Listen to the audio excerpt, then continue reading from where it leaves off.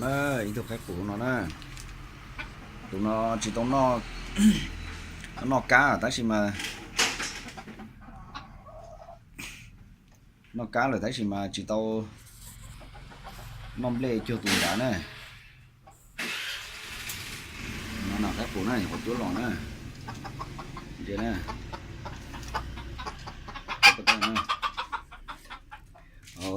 có cái chỗ nó nè, tàu là nó nè, tụi bói tụi lâu nó trong chỗ tụi cái của này, ấy tụi cái của nó sụn nó nè, tụi nó lê hay nữa tụi nó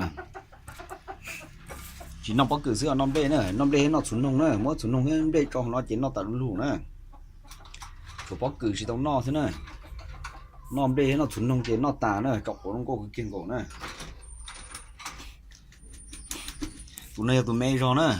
ở đây cái bụng lia lâu lâu gì, cái ó sồng nữa, ít sồng đâu đấy, ít sồng, giờ tụi con tao nó sẽ đều ít sồng tụi nó tụi mày rồi họ tụi bể lúc tới bể nó cho tụi nó rồi. Ở đây có tụi của du hổ trong này lúc bắt tới liên là nó tụi bao tên cái ở lúc để hồ nè tụi bao đến chơi đúng không kia của nè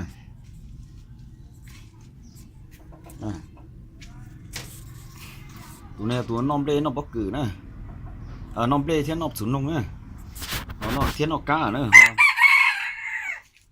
tụi bên nó mà họ chỉ tốn nó chỉ tao nom đê thế đỡ ta tròn đê hộp tao nó ta chỉ nó cá nữa tụi nó nhiều cá lo cho nó cá nữa tụi này cũng lo nữa nó lo hay nữa nó có tụi nó mồm rồi không vừa hỗ trợ tổ chức cho tuấn sành lùa hỗ trợ lo bươi cho nó mà sợ nè có tụi cái trái có tụi cái tờ nó nè